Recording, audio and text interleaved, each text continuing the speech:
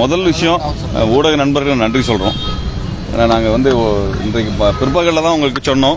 உடனடியாக நீங்கள் நேரம் ஒதுக்கி வந்ததுக்காக நாங்கள் ஈரோடு ஊடக நண்பர் அனைவருக்கும் நான் எங்களது நன்றியை தெரிவித்துக் கொள்கின்றோம். என்னோட விடுதலை தமிழ் புலி கட்சியினுடைய தலைவர் தோழர் குடந்தை அரசன் அவர் இருக்கிறாங்க. ஊடக சந்திப்பு ஆரம்பிக்கலாங்களா? சொல்லுங்கள், அப்புறம் ஆரம்பிக்கலாம். பண்ணலாங்களா? அனைவருக்கும் வணக்கம்.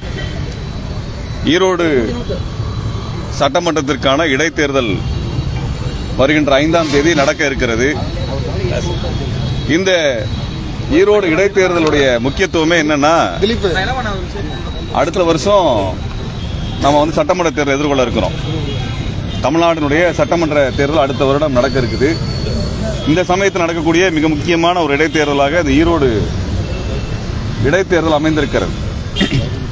இந்த சமயத்தில் தமிழ்நாடு எதிர்கொள்ளக்கூடிய பெரிய பிரச்சனை என்ன அப்படின்னா, மோடி அரசினால் தமிழ்நாட்டுக்கு வரக்கூடிய நிதி எல்லாமே தடுத்து வைக்கப்பட்டிருக்கின்ற காரணத்தினால் பல்வேறு நலத்திட்டங்கள் சிக்கலுக்கு உள்ளாகி இருக்கின்றன. சமீபத்தில் 2 வாரங்களுக்கு முன்பு கொண்டு வந்த சட்டத்தினால தமிழ்நாட்டினுடைய கல்லூரிகள், பல்கலைக்கழகங்கள் தமிழ்நாட்டினுடைய மாணவர்களுக்கு டிகிரியே கொடுக்க முடியாத அளவுக்கு தடை செஞ்சு வச்சிருக்கிறாங்க. நிதியையும் அவர்கள் அனுப்பாமல் தடுத்து வச்சிருக்கிறாங்க. இதனால ஆசிரியர்களுக்கான சம்பளம் கொடுக்கறதுலேருந்து எல்லா விதமான தேவைகளும் நின்று போய் நிற்குது. இப்ப ஒவ்வொரு துறையிலையும் இதே மாதிரி நெருக்கடி எதிர்கொண்டுட்டு இருக்கிறோம். அப்படிப்பட்ட ஒரு சூழல், இந்த நெருக்கடியான காலகட்டத்தில் தமிழ்நாடுடைய பல்வேறு சிக்கல்கள் முன்னணிக்கு வரணும். தமிழ்நாட்டுடைய கோரிக்கைகள் என்ன, தமிழருடைய கோரிக்கை என்ன என்பதெல்லாம் முன்னணிக்கு வரணும். இப்போ நம்ம வந்து ஈரோடு எடுத்தோம்னா ஜிஎஸ்டி பிரச்சனையில் பெரிய அளவுக்கு பாதிக்கப்பட்ட நகரங்களில் ஈரோடு மிக முக்கியமான நகரம். பருத்தி விலையில் பாதிக்கப்பட்ட மிக முக்கியமான நகரம் ஈரோடு. இந்த பருத்தி விலையை கட்டுப்படுத்துவது குஜராத்தும் மகாராஷ்டிராவும் தான். இந்த ரெண்டு மாநிலத்திலையும் யார் ஆட்சி இருக்கான்னு உங்களுக்கு நல்லாவே தெரியும். ஆக இந்த பாரதிய ஜனதா கட்சியினுடைய இந்த திட்டங்களினால் தமிழ்நாடு நெருக்கடிக்கு உள்ளாகி இருக்கிறது. அதே போல தமிழ்நாட்டிற்குள்ளாக பல்வேறு கோரிக்கைகள் இருக்கிறது. ஒப்பந்த ஊழியர்கள், செவிலியர்களாக இருந்தாலும் சரி, தூய்மை பணியாளர்களாக இருந்தாலும் சரி, ஆசிரியர்கள், பேராசிரியர்கள், மின்சாரத்துறையில் வேலை செய்யக்கூடியவர்கள், பொதுப்பணித்துறையில் வேலை செய்யக்கூடியவர்கள், இப்படின்னு பார்த்தோம்னா ஒப்பந்த ஊழியர்கள் 1 லட்சம் பேருக்கு மேல இருக்காங்க. அவர்களெல்லாம் பணி நிரந்தரத்தை திமுக அரசு செய்யவில்லை என்கின்ற கோரிக்கை இருக்கிறது. சாதிய ரீதியான ஒடுக்குமுறைகளை அன்றாடம் கேட்டுக்கொண்டிருக்கோம். பரந்துரை பற்றிலாம் சொல்லியிருக்க வேண்டியது அவசியமே இல்லை. இப்போ இதெல்லாம் இப்படிப்பட்ட சிக்கல்களாக இருக்கக்கூடிய சமயத்தில் தமிழ்நாட்டுக்கு என்ன முன்னணியில் வைக்கும், தமிழர்களுடைய கோரிக்கை என்னன்றது கவனம் எழுப்பணுங்கிற ஒரு தேர்தலாக தான் இந்த தேர்தல் இருக்குது. ஆனால் அப்படிப்பட்ட சமயத்தில் இங்கே ஒன்றிய அரசு பாரதிய ஜனதா கட்சியினுடைய நெருக்கடியின் காரணமாக, டெல்லி அரசினுடைய ஏகாதிபத்திய மனநிலையின் காரணமாக தமிழ்நாடு நெருக்கடியை சந்தித்துக் கொண்டிருக்கக்கூடிய இந்த சமயத்தில் இதை பற்றியெல்லாம் பேசாம தந்தை பெரியாரை கொச்சைப்படுத்தி அவதூறாக உண்மைக்கு மாறான செய்தியை வைத்து இங்கே தேர்தலிலே திரு சீமான் அவர்கள் பங்கேற்கிறார். நான் என்ன கேட்கிறேன்னா, தந்தை பெரியார் பிறந்த இந்த மண்ணில், ஈரோட்டு மண்ணில், தந்தை பெரியாரினுடைய பல்வேறு செயல்பாடுகள், அவர் அந்த சமூக சீர்திருத்த செயலுக்கு முன்னாகவே இங்கே பொறுப்பேற்று பல்வேறு நற்செயல்களை செய்திருக்கிறார். அப்படியான ஒரு பெருமை மிகுந்த நகரம் இந்தியாவினுடைய கிழக்கு திசையாக ஈரோடு இருக்கிறது. இந்தியாவிற்கே கருத்தியல் ரீதியாக வழிகாட்டக்கூடிய நகரமாக ஈரோடு இருக்கிறது. அப்பேற்பட்ட ஒரு பங்களிப்பை செய்த தலைமகனாக தந்தை பெரியார் அவர்கள் இருக்கிறார். அவரை பற்றி உண்மைக்கு மாறான, அவர் சொல்லாத விஷயங்கள் எல்லாம் சொல்லி அவதூறு செய்து, அதே அவதூறை நான் ஈரோட்டு சட்டமன்ற தேர்தலிலே பிரச்சாரத்தில் நான் பிரச்சாரம் செய்வேன், அதை வைத்து நான் வாக்கு வாங்குவேன் இங்கே களமிறங்கியிருக்கிறார். ஆக தமிழ்நாட்டில் அவதூறை முன்வைத்து பிரச்சாரம் செய்வது, அதுவும் தந்தை பெரியார் அவர்களையே நம்ம செய்ய முடியுங்கிற ஒரு துணிச்சலை சீமானுக்கு யார் கொடுத்தது? இதை கேள்வி கேட்பதற்கு தான் நாங்கள் இங்கே பரப்புரைக்கு வந்திருக்கின்றோம்.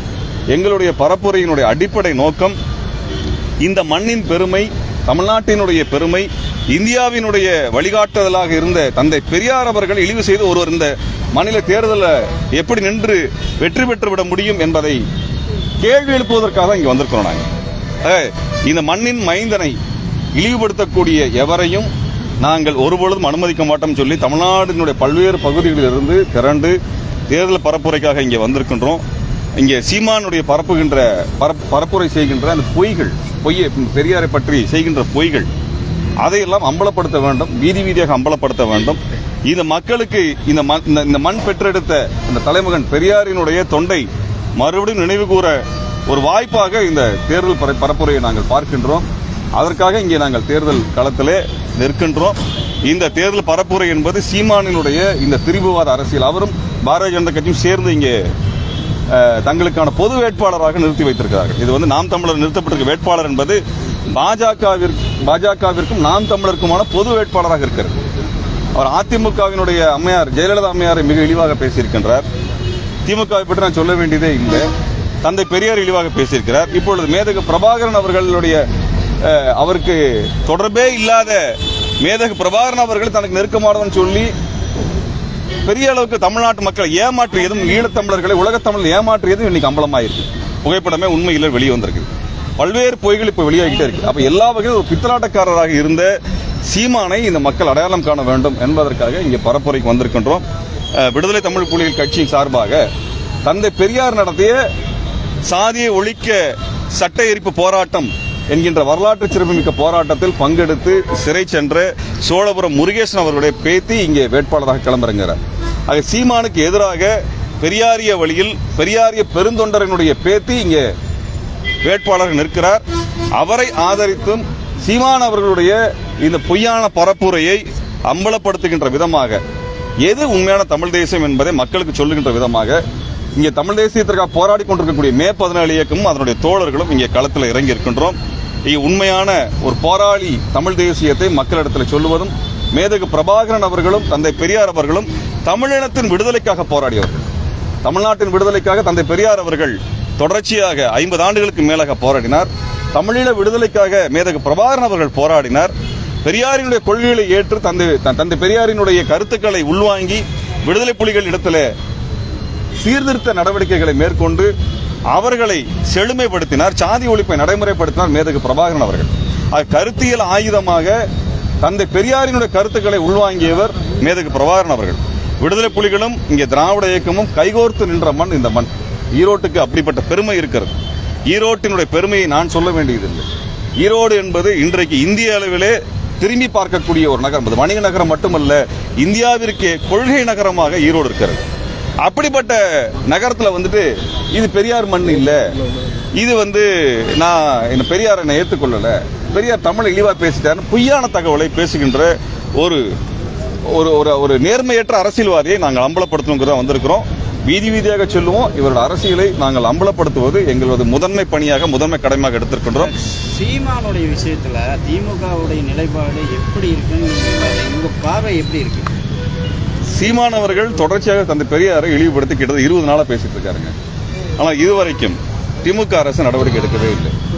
கடுமையான நடவடிக்கையை ஏன் எடுக்க மறுக்கிறது? அதாவது பெரியார் மீதான விமர்சனமோ அல்லது இதர அரசியல் தலைவர்கள் கட்சி மீதான தலைவர்கள் மீதான விமர்சனம் வைக்கும்போது விவாதமா எடுத்துக்கொள்ளலாம்.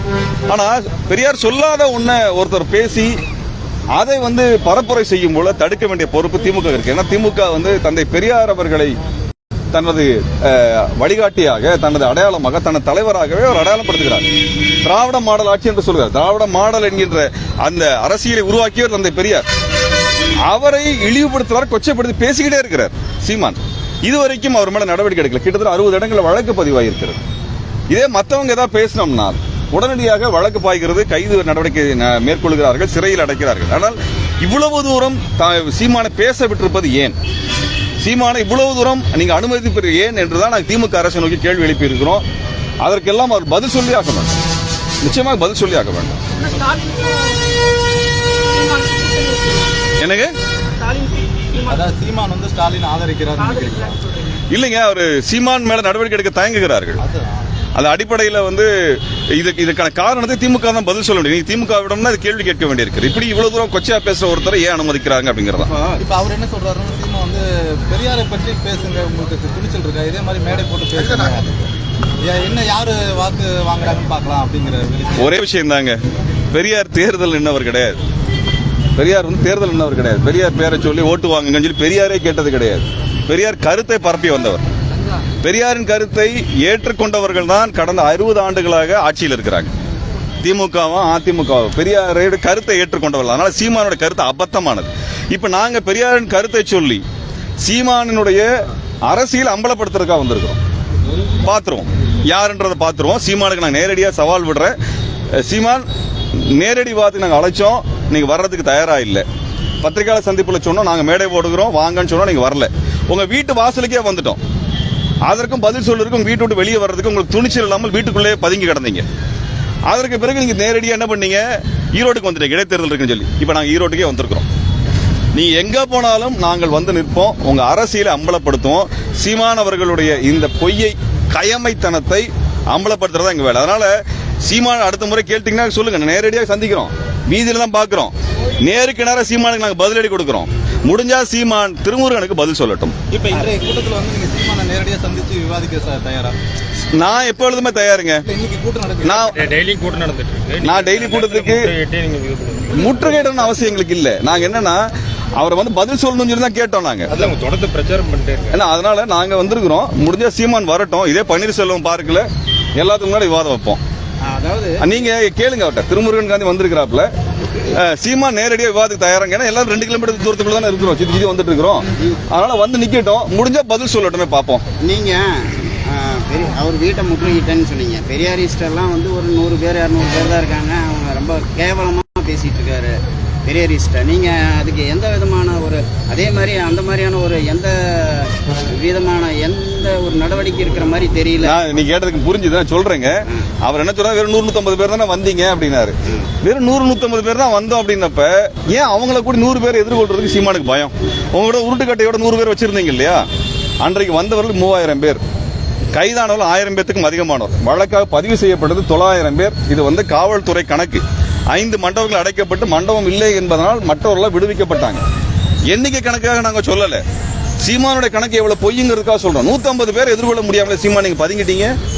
இந்த 150 பேர் எதிர்கொள்றதுக்கு தான் நீங்க பிரியாணியோடையும் குண்டாந்தடியோட நீங்க வீட்டுக்குள்ள காத்திருந்தீங்க. நான் உங்க கூட சண்டை போறதுக்கு வரல, கேள்வி கேட்க வந்திருக்கிறோம். கேள்வி கேட்கறதுக்கு எங்களுக்கு உரிமை இருக்கிறது, பதில் சொல்வதற்கு துணிச்சல் இருக்கான்னு கேட்க வந்திருக்கிறோம். இப்ப ஈரோட்டுக்கே வந்திருக்கிறோம். சீமான் முடிஞ்சா நேருக்கு நேரா வரட்டும், நீங்க எல்லாம் சேர்ந்து சொல்லுங்க சீமான்ட்ட, நாங்க இங்கதான் இருக்கிறோம், இந்த தேர்தலில் இங்க பிரச்சாரம் பண்றோம், முடிஞ்சா நேருக்கு நேரம் எதிர்கொள்ள தயாரா இருக்கிறோம். சீமானுக்கு துணிச்சல் இருந்ததுன்னா, அவர் மொழியில சொல்லணும், சீமானுக்கு தில்லு இருந்ததுன்னா வரட்டும், நேர்மை இருந்தா வரட்டும், நேரம் நாங்க எதிர்கொள்றோம். சீமானை எதிர்த்து நீங்க பரப்புரை பண்றதா சொல்லிருக்கீங்க. சீமானை எதிர்த்து பரப்புரை பண்றதா சொல்லிருக்கீங்க. உங்க வேட்பாளர் ஆதரிச்சு பரப்புரை பண்றதா சொல்லிருக்கீங்க.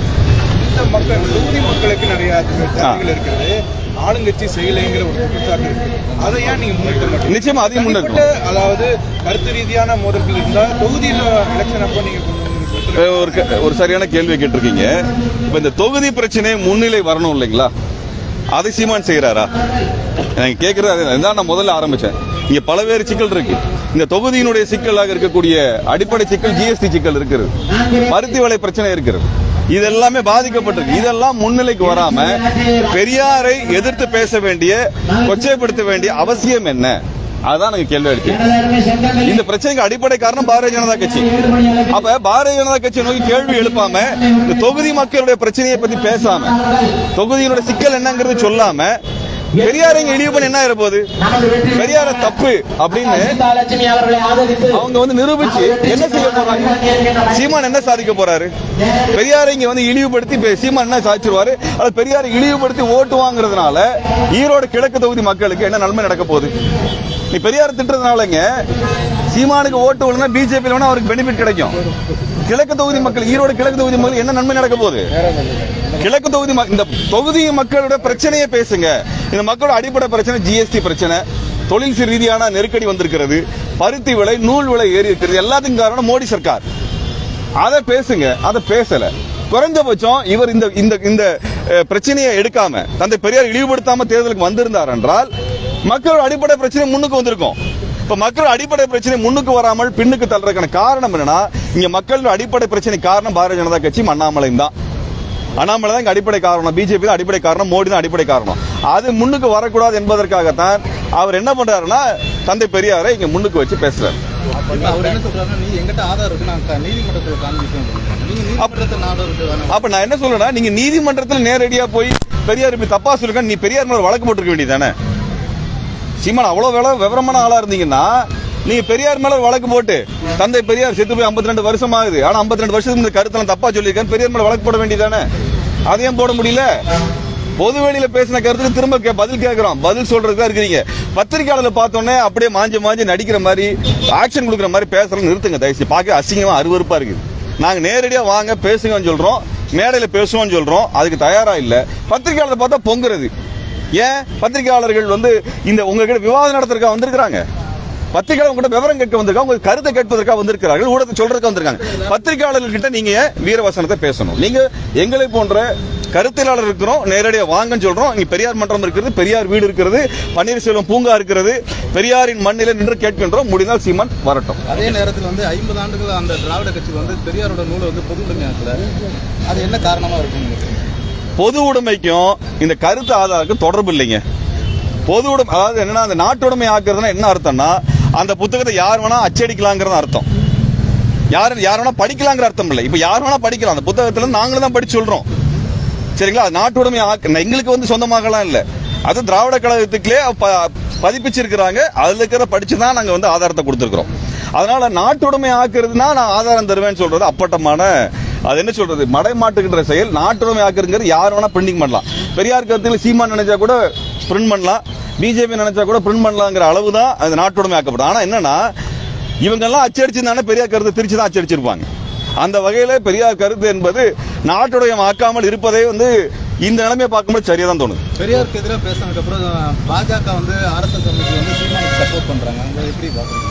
அதாவது RSS பிஜேபியினுடைய திட்டத்தின்படிதான் சீமான் வந்து பெரியார் எடுத்து பேச ஆரம்பிச்சிருக்காரு. ஏன்னா ஈரோடு தேர்தலில் பெரியார் பிறந்த ஊர்ல பெரியார் இழிவாக பேசி பிஜேபியோட ஓட்டுகளையும் அதிமுகவோட ஓட்டுகளை இதர ஓட்டுகளை எல்லாம் வாங்கி தன்னோட ஓட்டுகளாக காமிச்சு அதன் மூலமாக பெரியாருக்கு எதிர்ப்பு இந்த மண்ணில், பெரியாரோட பிறந்த மண்ணிலே இருக்குதுன்னு பிஜேபி இந்தியா முழுக்க பரப்புரை பண்ண நினைக்குது. அதன் அடிப்படை தான் காரணம். இதுதான் இதனுடைய அடிப்படையாக நம்ம பார்க்க முடியும். இல்லைன்னா வேற ஒன்று. ஏன்னா இந்த அவர் சொல்ற பெரியார் இழிவுபடுத்தி பேசுறது 2 நாளைக்கு முன்னாடி பெரியார் பாராட்டி பேசுறாரு. 2 நாள் என்ன மாற்றம் வருகிறது? அது சீமானுக்கு பதில் இல்லை. அதனால நான் ஒன்று சொல்றேங்க, சீமானுக்கு லாபம் கிடைக்கும் என்றால் அவர் அவரையே கொச்சப்படுத்தி பேசுவார். அது அவருடைய பண்பு. அது பல இடங்கள் நாங்கள் பார்த்துட்டோம். அவருக்கு பெனிஃபிட்னா அவர் அவரே இழிவுபடுத்திக்குவார். அதில் வந்து அவர் தயங்கவே மாட்டார். அதனால இந்த மக்களுடைய பிரச்சனை முன்னுக்கு வராம பெரியார் பிரச்சனை முன்னுக்கு தள்ளுவதன் மூலமாக ஈரோடு மக்களை இழிவுபடுத்த நினைக்கின்றார். அதை நாங்கள் மக்களிடத்தில் தெளிவுபடுத்த விரும்புகின்றோம். எங்களுக்கான மேடை இருக்குதுங்க, நாங்க பேசுறோம். பொது மேடை நீங்க அமைங்க. இங்க இந்த தொகுதியினுடைய வேட்பாளர்லாம் சேர்ந்து பேசுறதுக்கான பொது மேடை அமைங்க. அந்த இடத்துல சீமான் வந்தால் சீமான் பேசுவார். இல்ல பெரியாரின் பேத்தி இருக்கிறார், அங்க சீமானுடைய வேட்பாளர் வரட்டும், எங்களது வேட்பாளர் இருக்கட்டும். யார் பேசி யார் வெளியிடுறாங்கன்னு பாத்துருவோம் நம்ம.